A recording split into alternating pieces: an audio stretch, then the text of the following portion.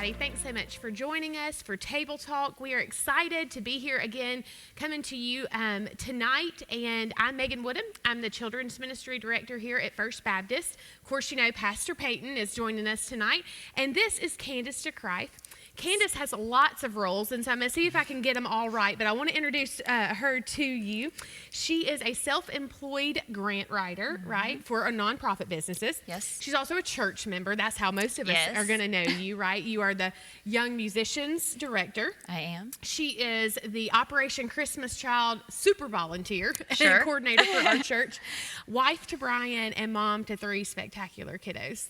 Yeah. And Candace has been gracious enough to join us here because we all desperately need your help right now, Candace, right? I'm just here to learn, that's it. So really and truly, many of us find ourselves in a new role, sort of uncharted territory, and that's probably true for everybody watching.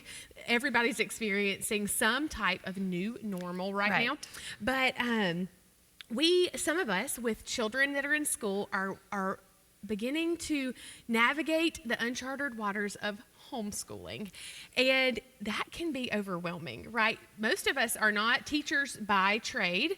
I actually was a teacher by trade before I did children's ministry, and I'm still terrified of this because I wasn't teaching my own children. Right. And it's a little bit different than teaching a classroom of other kids.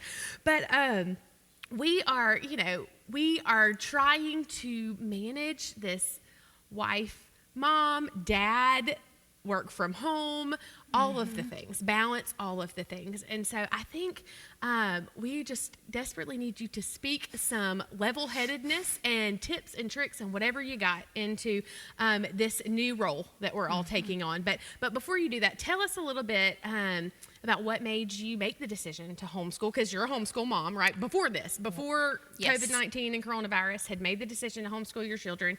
So tell us about that and how many years you've been doing it now.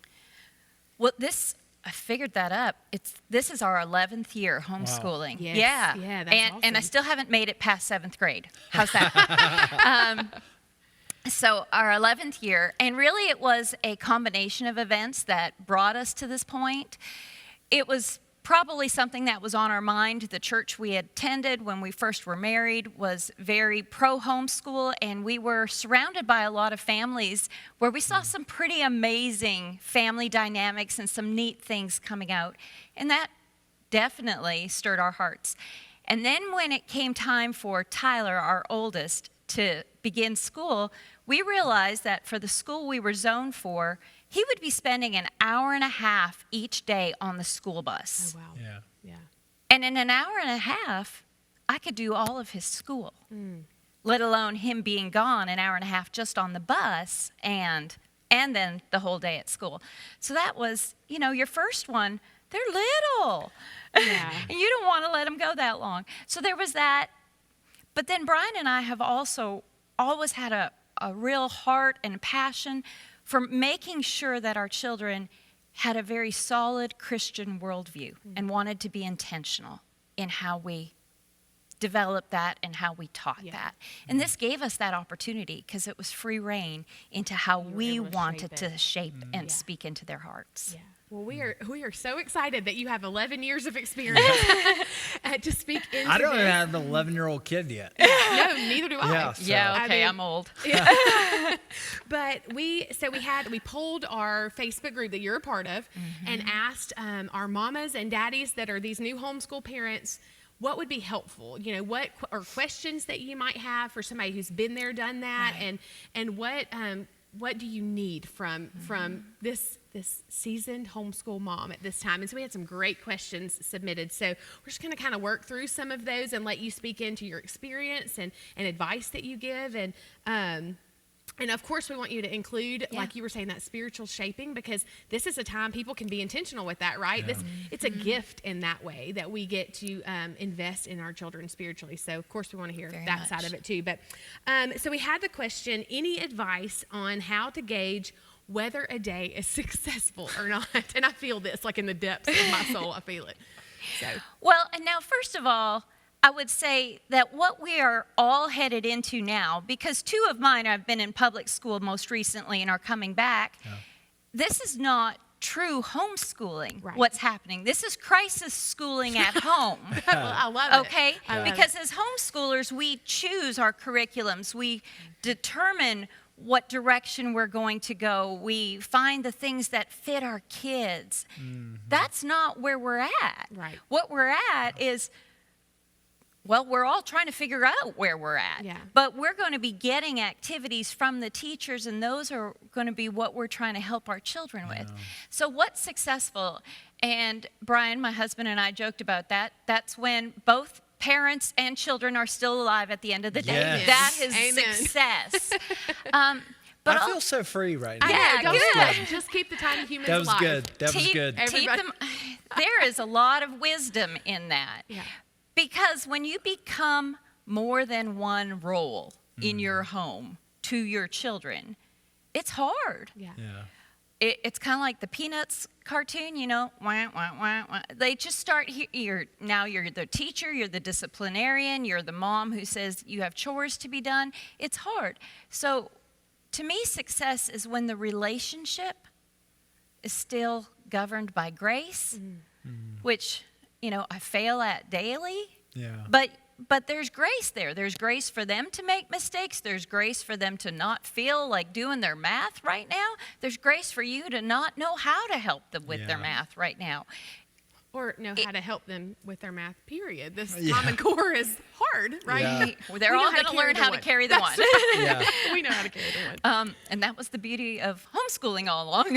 I'll teach you we how can I do wanna teach that. But I think Yeah. success is the relationship Yeah. has to be more Yeah. important than what's going on. And I don't think that there is a teacher or a school system out there that doesn't want that same thing for Yeah. your children and for you.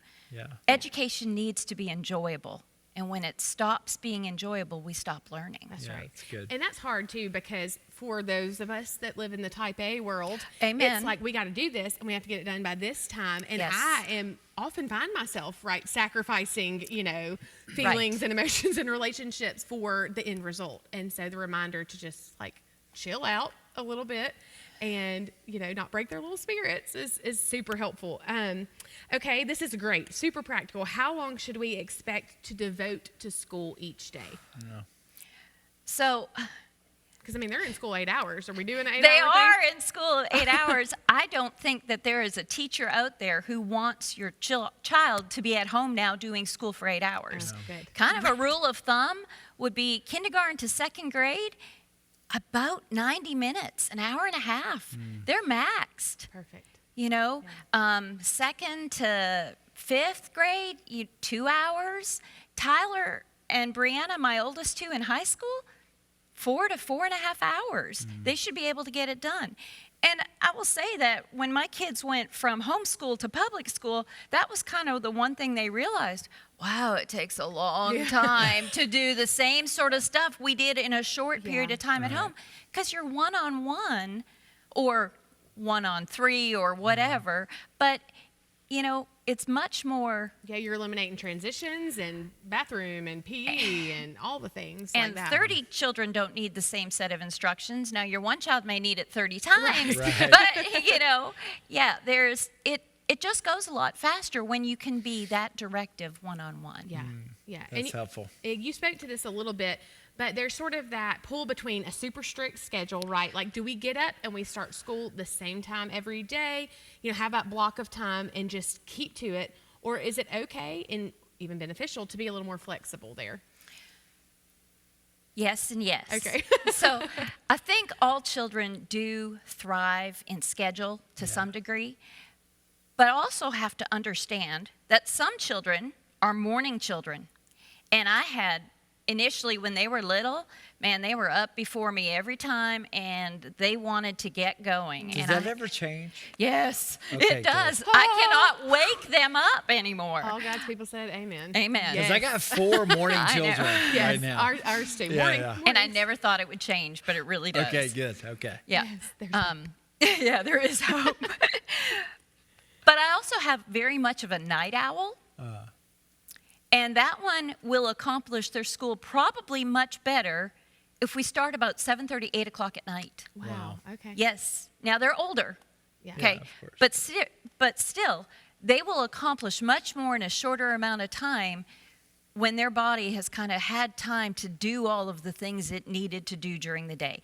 And then the next one's going to want to be going at it. I did find generally when they were younger, having a real routine, we're going to start at 8 o'clock or we're going to start at 9 o'clock and we're just going to, plug this out and get it done is helpful. But they also need movement and they need fun stuff in between there. Sometimes just sitting there for that long, an hour and a half That's for a you lot. or I isn't a big deal. Right. But for a first grader, they can't sit still that long. Yeah, it's So a we lot. need lots of up Yeah, and down. so when our kids wake up, we are normally reading our Bibles and stuff. And so we send our kids out to run and jump on the trampoline, and they have to do it for like an hour before we even talk about school. Yep. It's like, let's get some energy out before we encourage them to sit down. Send them outside. I'm pretty sure last week I was guilty of saying, go outside and don't come back in until I come get you, because it's too much. And, I think you hit the nail on the head with the routine. We're noticing in our home that the lack of routine with a couple of our kids is affecting lots of things, even sleep Right. habits. Oh, yeah. And so we are desperate to get that back, but it sounds like you're saying it's about knowing your child personally Very and much. gauging what's working best for them. And that sort of takes the pressure off Yeah, too, right? for Because sure. there's no right or wrong in that regard. Yeah. Well, and we're going to have parents right now who are still working Yes. from home. And it may mean that if you're looking at an hour and a half of school, you might want to try 30 minutes before your workday starts. And you might want to you might not get to start school till 6 o'clock. Right. Or, you might have to hand off between the parents. You do some now, I'll do some later. Yeah. And sometimes we got grandparents doing this now Yeah. because we're all in a crisis true. situation. Everybody's trying to fit in. So you've got to make the schedule work for you, but if they know what's coming, Yeah. like we have supper and then we sit down and do school, that works. They just need to know what that schedule is. expectation is and there. so within our public school system here, we've had incredible teachers that have been really helping us with, hey, these are the priorities. Right. So if you got young children, as long as they know this type of math and they're still Right. reading, or if you've got older children. And so I think sometimes with that routine is realizing every day success may look like that we're practicing those kind of Yeah. key priorities to prepare them for the next grade or the next level of school.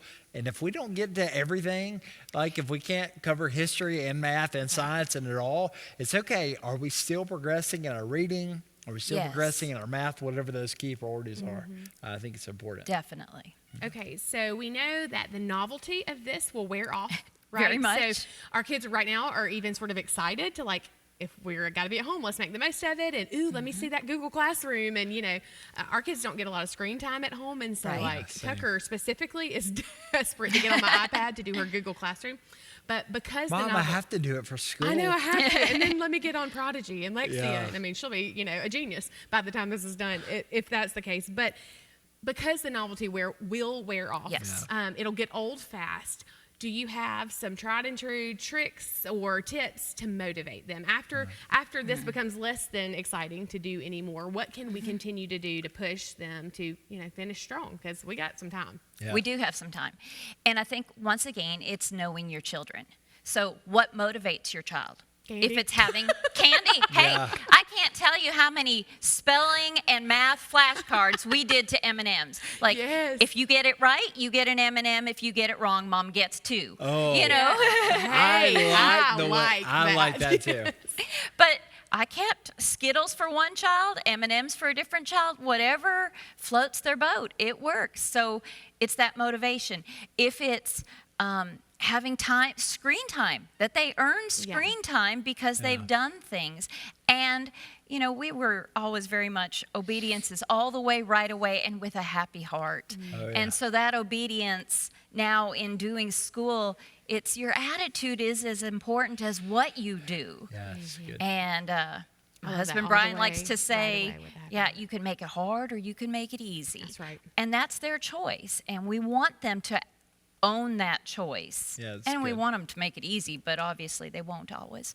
Yes. Yeah. It's good. So how do we in this time maximize, of course, academics, right? We want to do that, but also you spoke to having the ability to shape your children spiritually during this time, and so we want to encourage our people to press in during this time, specifically spiritually, because you have the freedom to do that. So what do you say to that as far as some intentional ways that parents can kind of speak into their children's spiritual lives during this time? A very simple way. Start off your school time praying. And not just you as the parent praying, have the child pray, and talking about it that way. Sometimes it's, what are you learning about? And there are some natural connections you see, and making sure they see it. Do you realize that what we're talking about here in history really points to something in our Bibles that we have studied, but often in our curriculums, they can't have those meet. Right. It might be in math, this is confusing. There's a lot but isn't it great that God understands it? God actually knows all the numbers of pi. Yeah. Nobody else does. And so sometimes it's those things, if you're in science and you're studying possibly astronomy, reminding them that there is a God who created all of that. So I think it's those things that we hopefully naturally think about. Yes. But do we verbalize? And they may be that's running good. through our mind, but are we telling our children those same things?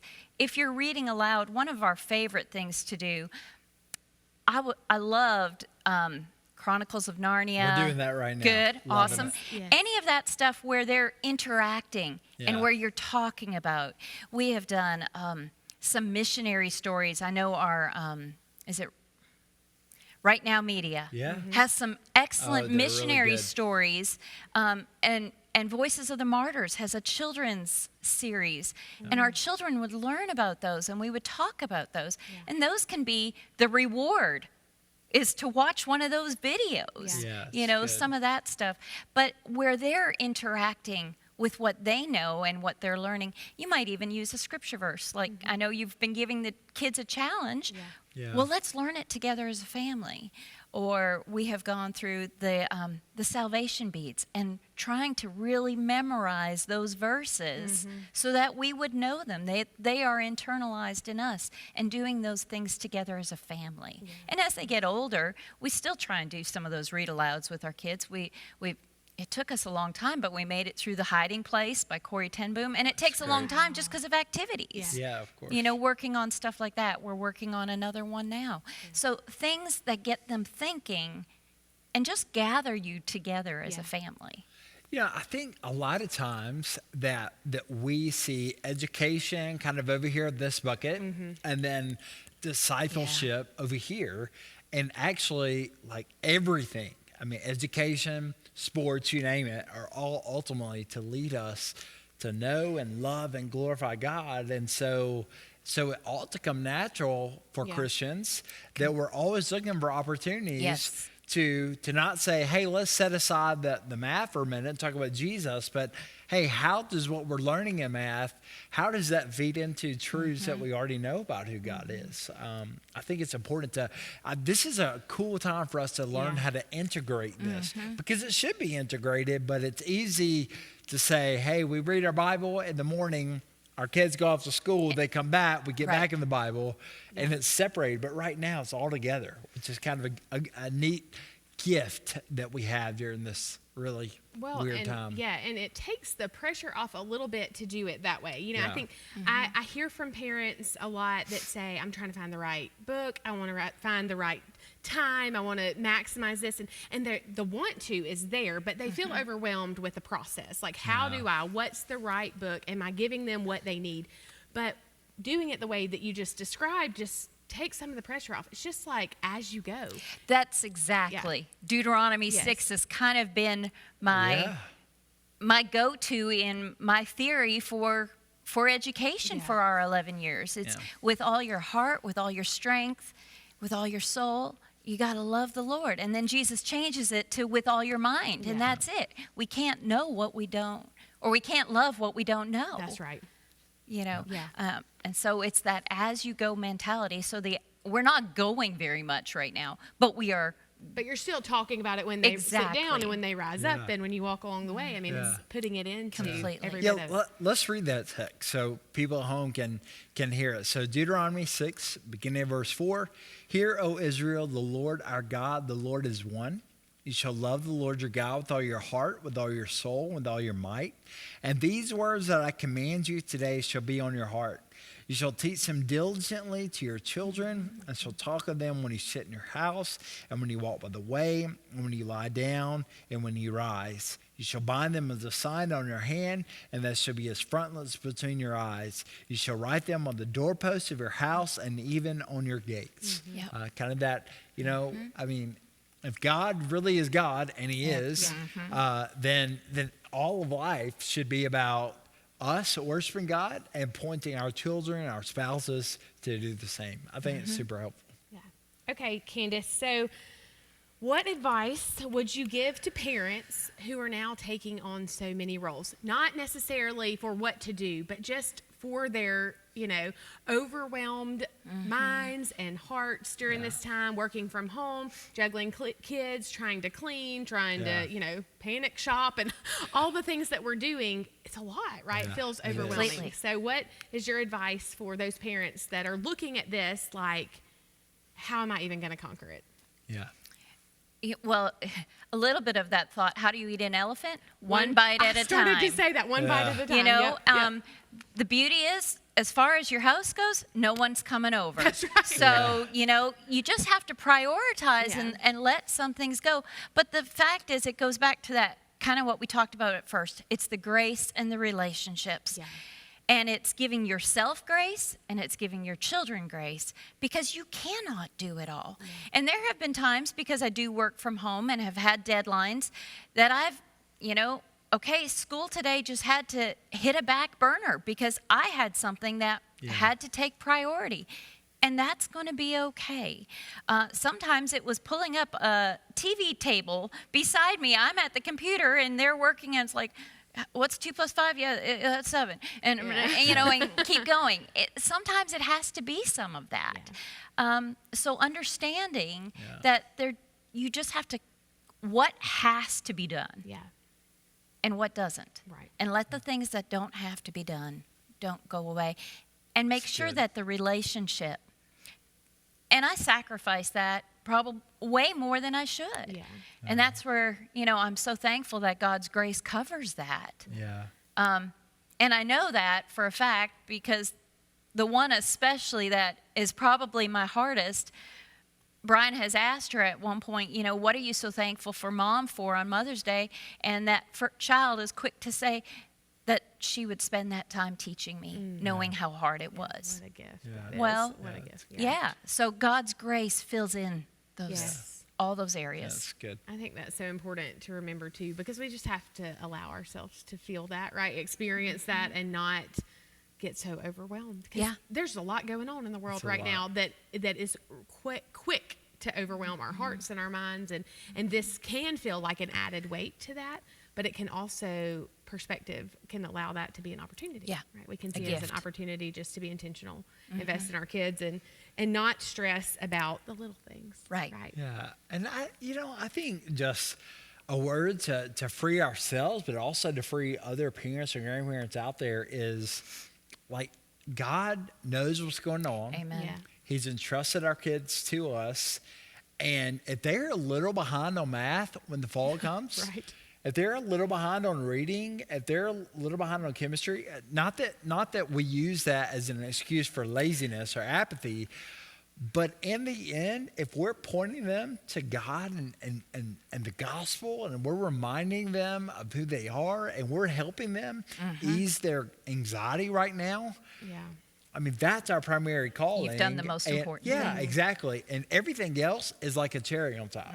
I think that frees us up too to say education is super important. Math, all this is super important.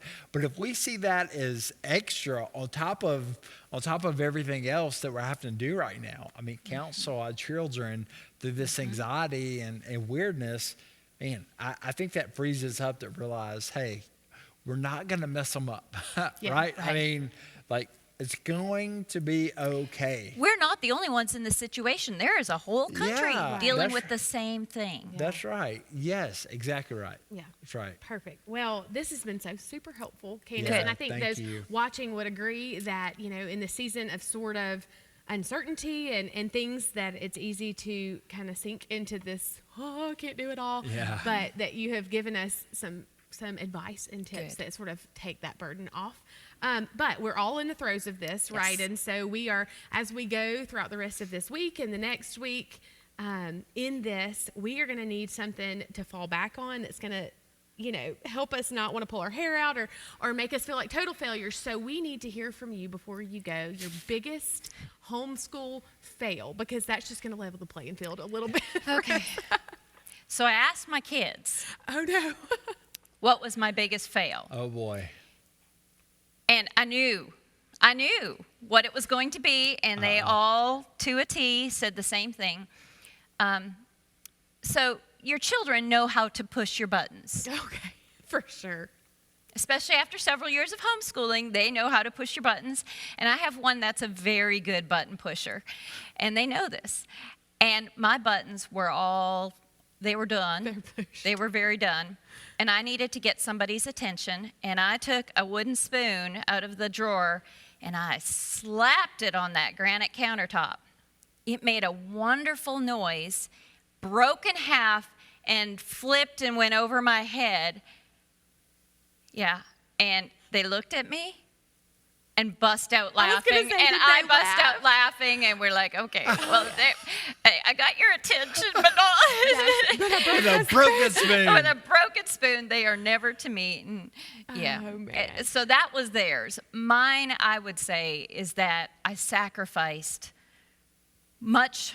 too much relationship for my task-oriented type A OCD getting the job done. Yeah. But if what they remember is the broken spoon, Right. Yeah. I'll take that. Yeah, that's Evidence right. of God's grace. Yeah, that's Amen. right. And the ability to laugh, right? We can, Amen. So many times we catch ourselves in the middle of something and we're like, what are we even doing? So, but that's so That is funny. good. Bless them. I love it. Well, thank you so much, Candace. thank you. For being with us and shedding some light on this. And we hope this has been helpful for you. Thanks so much for joining us. Just know, church family, that we are all in this together, right? Yes. We love you and we're rooting for you, and we will see you next time.